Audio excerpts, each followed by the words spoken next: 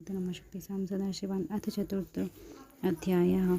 ऋषिगण बोले, हे महाप्राज्ञ सूत, आपने बड़ी अद्भुत कथा का वर्णन किया है। भगवान शंकर की माया धन्य है, यह चराचर जगत उसी के अधीन है। भगवान शंकर के वे दोनों गण अब अपनी इच्छा से कहीं अन्यत्र चले गए। तब कामवृहल कोई अपमान से क्रुद्ध मुनि नारद ने क्या किया। सूत जी बोले, शिव जी की इच्छा से वे मोहित राजकुमारी के प्रति विशेष आसक्ति होने के कारण अनर्थ के ज्ञानी से रहित मुनि ने उन दोनों यथोचित शाप देकर जल से अपना मुख और स्वरूप देखा।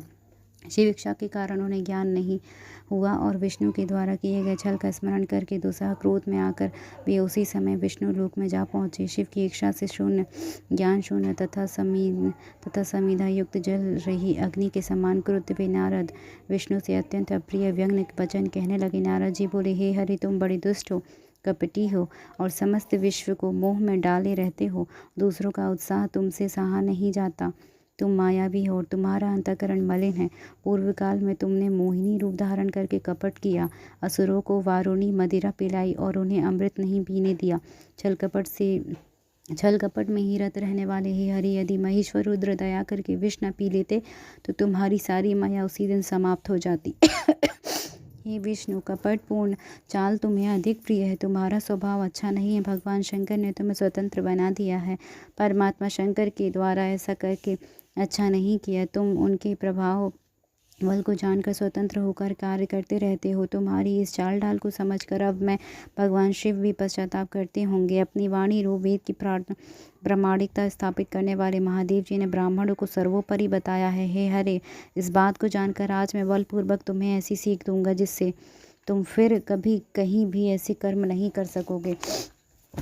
अब तक किसी भी तेजस्वी पुरुष से तुम्हारा पाला नहीं पड़ा था, इसीलिए आज तक तुम निडर बने हुए हो। परंतु हे विष्णु, अब तुम्हें अपने द्वारा किए गए कर्म का फल मिलेगा। भगवान विष्णु के ऐसा कहकर माया मोहित नारद मुनि अपने ब्रह्म तेज का प्रदर्शन करते हुए क्रोध से खिन्न हो उठे और शाप देते हुए बोले, हे विष्णु, तुमने स्त्री के लिए मुझे व्याकुल किया है। तुम इसी तरह सबको मोह में डाले रहते हो। यह कपटपूर्ण कार्य करते हुए तुमने जिस स्वरूप से मुझे संयुक्त किया था उसी स्वरूप से हे हरे तुम मनुष्य हो जाओ। और स्त्री के लिए दूसरों को दुख देने वाले तुम भी स्त्री के वयों का दुख भोगो। तुमने जिन वानरों के समान मेरा मुख बनाया था वे ही उस समय तुम्हारे सहायक हो। तुम दूसरों को दुख देने वाले हो, अतः स्वयं भी तुम्हें स्त्री के वियोग का दुख प्राप्त हो। अज्ञान से मोहित मनुष्यों के समान तुम्हारी स्थिति हो। अज्ञान से मोहित हुए नारद जी ने मोहवश श्रीहरि को जब इस तरह शाप दिया, तब उस विष्णु ने शंभु की माया की प्रशंसा करते हुए उस शाप को स्वीकार कर लिया। तदंतर महालीला करने वाले शंभु ने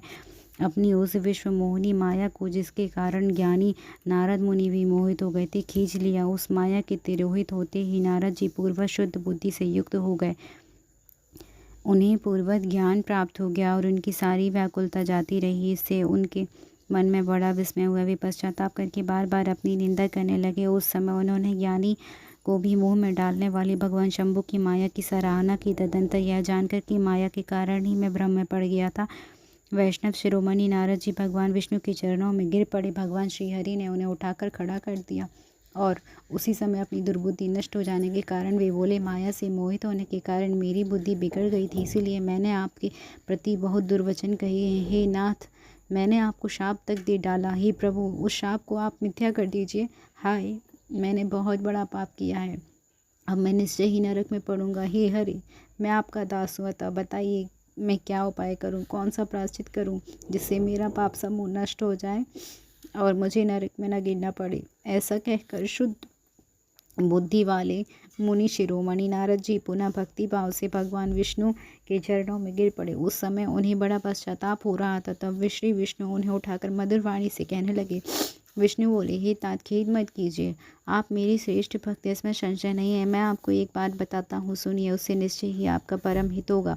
आपको नरक में नहीं जाना पड़ेगा, भगवान शिव आपका कल्याण करेंगे। आपने मद से मोहित होकर जो भगवान शिव की बात नहीं मानी थी, उसकी अवहेलना कर दी थी, उसी अपराध का ऐसा फल भगवान शिव ने आपको दिया है, क्योंकि वे ही कर्म फल की दाता है। आप अपने मन में यह दृढ़ निश्चय कर लीजिए कि भगवान शिव की इच्छा के से ही सब कुछ हुआ है। सबके स्वामी परमेश्वर शंकर ही गर्व को दूर करने वाले हैं। वे ही परम ब्रह्म परमात्मा, उन्हीं का सच्चिदानंद स्वरूप रूप से बोध होता है। वे निर्गुण है, निर्विकार हैं और सत्व रजतम इन तीनों गुणों से परे हैं। वे ही अपनी माया को लेकर ब्रह्मा विष्णु और महेश इन तीनों रूपों में प्रकट होते हैं। निर्गुण और सगुण ही वे भी हैं, वे ही हैं।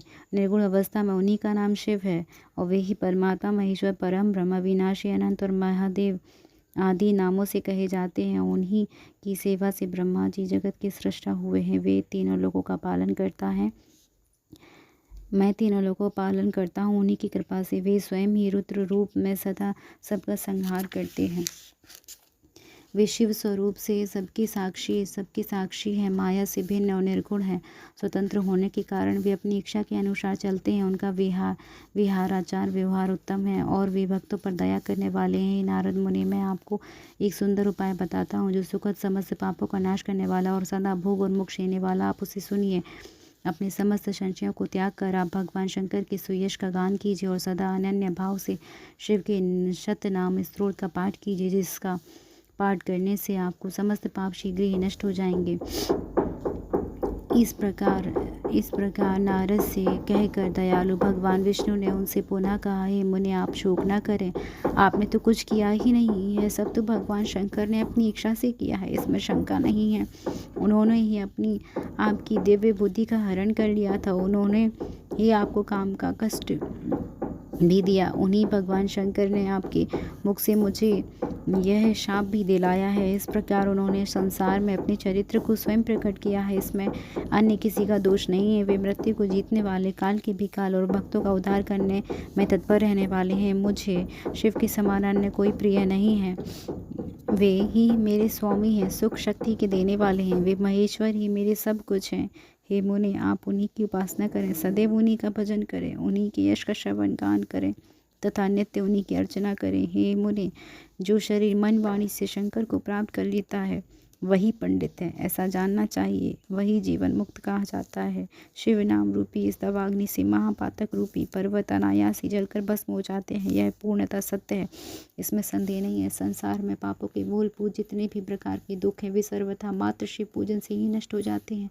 अन्य उपायों से उसका नाश संभव नहीं है। हे मुनि, वही वैदिक है, वही पुण्यात्मा है, वही धन्य है, वही बुद्धिमान है जो सदा शरीर वाणी मन से भगवान शंकर की शरण में चला जाता है। जिसके विविध प्रकार के धर्म कृत तत्काल फलोन्मुख फल देने वाले होते हैं। उनका पूर्ण विश्वास त्रिपुर के विनाशक शिव में होता है। महामुनि, शिव की पूजा से जितने पाप नष्ट हो जाते हैं उतने पाप तो पृथ्वी में है ही नहीं। ये मुनि, ब्रह्म हत्या आदि पापों की परिमित राशियाँ भी शिव का स्मरण करने से नष्ट हो जाती हैं। यह मैं पूर्ण सत्य कह रहा हूँ। शिव नाम का कीर्तन करने वाले लोग ये शिव नाम की नौका से संसार रूपी सागर का पार कर जाते हैं। संसार का मूल पाप समूह है, उसका नाश नाम कीर्तन से निश्चित हो ही जाता है।